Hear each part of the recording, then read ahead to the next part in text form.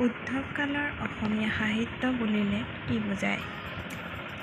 উদ্ধৱ কালৰ অসমীয়া সাহিত্যৰ অন্তৰ্গত ডাকৰ বচন বা লোকসাহিত্য যিকোনো এবিধৰ বিষয়ে আলোচনা যুগুত কৰক।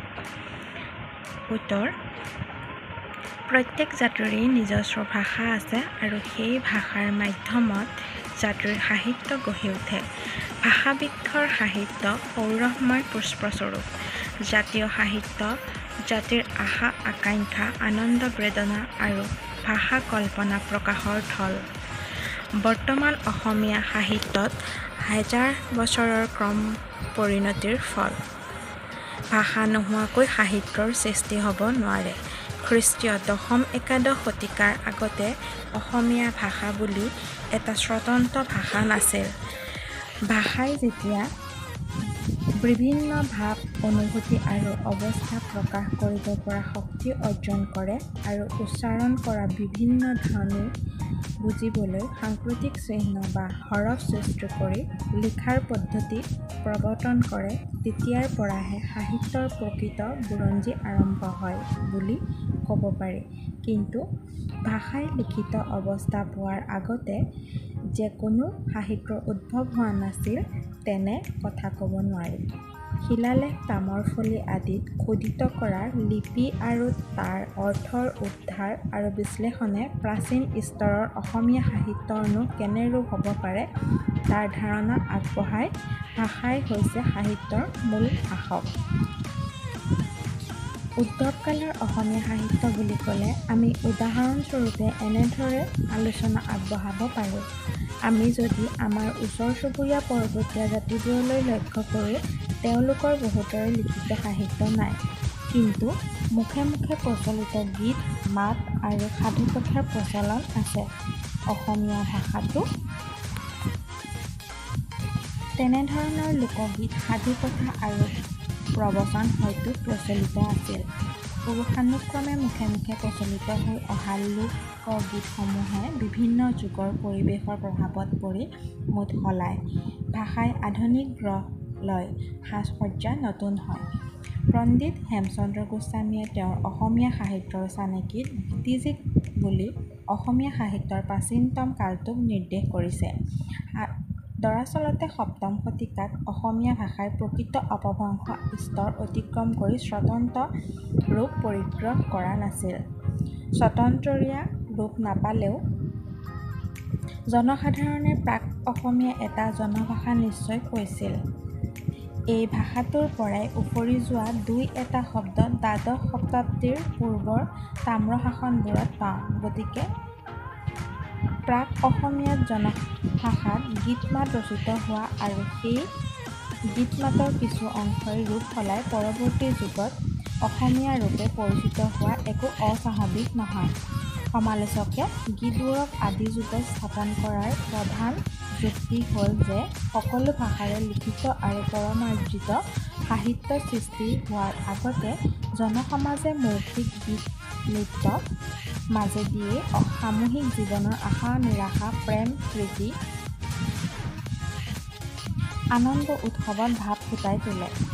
অসমীয়া ভাষা-ভাষী লোকসকলেও লিখিত তথা পৰিমাৰ্জিত সাহিত্য সৃষ্টি কৰাৰ আগতে মৌলিক সাহিত্যৰ যোগেদি জীৱনৰ নানান অভিব্যক্তি প্ৰকাশ কৰিছিল।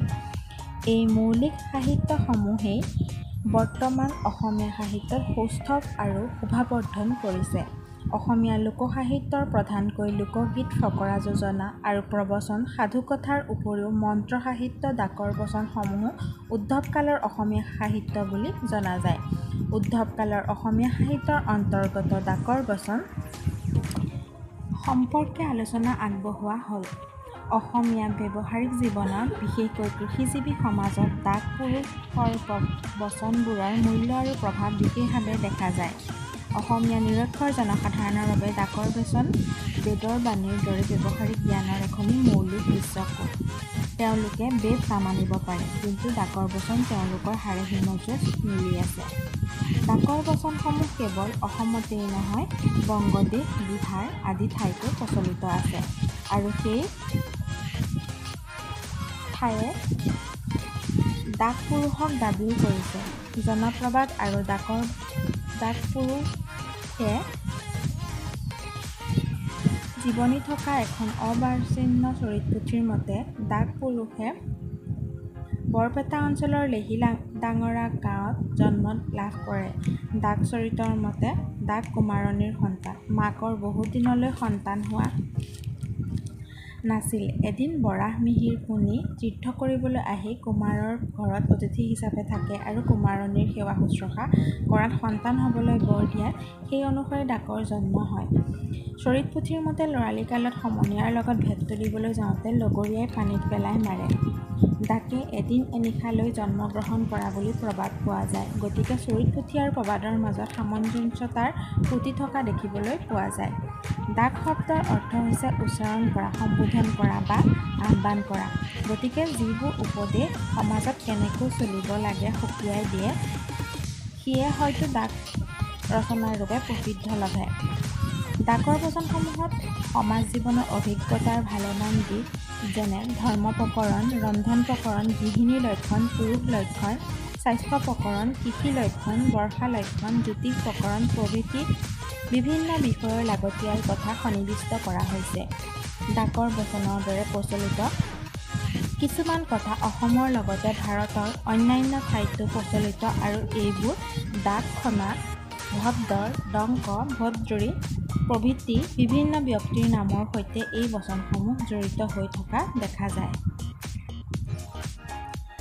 মানুহৰ সৌন্দৰ্যবোধত দুলন্দি যাব পৰা সুকুমাৰ ভাৱ কল্পনাৰ প্ৰকাশ ঘটা নাই। কিন্তু কম কথাতে বা থোৰতে ব্যৱহাৰিক সত্য আৰু অভিজ্ঞতাৰ একোটি ৰূপ দিয়াত অসামান্য দক্ষতা ফুটি উঠিছে আৰু তাতেই ইয়াৰ মূল্য।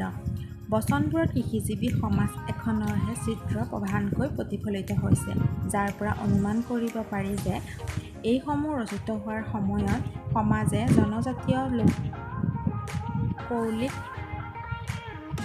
কৃষি ব্যৱস্থা বা পদ্ধতি অতিক্ৰম কৰি সামন্ততান্ত্ৰিক ব্যৱস্থাত উপনীত হৈছিল। হিন্দু ধৰ্মত বৰ্ণাশ্ৰম ব্যৱস্থা প্ৰাপীণ্য, স্বৰ্গ নৰকৰ ধাৰণা, ধৰ্মশাস্ত্ৰৰ বিধান, নাৰী ধৰ্ম, সতীৰ ধাৰণা, তীৰ্থভ্ৰমণ, জ্যোতিষৰ ফলাফলত বিশ্বাস এই সকলোবোৰ ডাকৰ বচনত প্ৰতিফলিত হৈছে।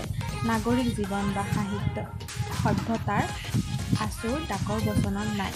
ৰজাৰ উল্লেখ আৰু ৰাজধৰ্মৰ সামান্য আঁচোৰ কোনো বচনত উল্লেখ কৰা যায় যদিও ৰজাৰ ওপৰত কোনো গুৰুত্ব দিয়া হোৱা নাই। জনসাধাৰণৰ জীৱনৰ প্ৰয়োজনীয় প্ৰায়বোৰ জ্ঞান বা মানৱীয় বৃত্তিৰ সৈতে জড়িত এই ডাকৰ বচনত ঠাই পাইছে। অসমীয়া সাহিত্যৰ ৰূপৰেখাত ৰচক মহেশ্বৰ নেওগৰ ভাষাত চেৰাশালি বা প্ৰসূতিগৃহত পোৱাতী বা সন্তানক কেনেদৰে ৰাখিব লাগে, কেনেদৰে পৰিচৰ্যা কৰিব লাগে আৰু কি কি লোকাচাৰ পালন কৰিব লাগে সকলোখিনি ডাকৰ বচনত আছে। ত্ৰিব্যতী ভাষাত ডাক মানে জ্ঞান, গতিকে ডাকৰ বচন মানে জ্ঞান বচন। উদাহৰণস্বৰূপে ডাকাৰ্ণৱ গ্ৰন্থখনৰ অৰ্থ হৈছে জ্ঞানৰ সাগৰ। এই গ্ৰন্থখনত জ্ঞান উপদেশ বৰ্ধিত হৈছে। অসমীয়া ডাকৰ বচনসমূহত সন্নিৱিষ্ট কৰা কেইটামান বিষয়বস্তুৰ পচনৰ নিদৰ্শন উদাহৰণস্বৰূপে দাঙি ধৰা হ'ল। ধৰ্ম প্ৰকৰণ: পুৰণি কালত জনকল্যাণৰ বাবে বৃক্ষৰোপণ, পুখুৰী খন্দা, মঠ মন্দিৰ নিৰ্মাণ আদি কৰ্মত গুৰুত্ব দিয়া হৈছিল। তেৱে সেই ধৰ্মক ধৰি বা জানি পুখুৰী খান্দিয়া ৰাখিবা পানী।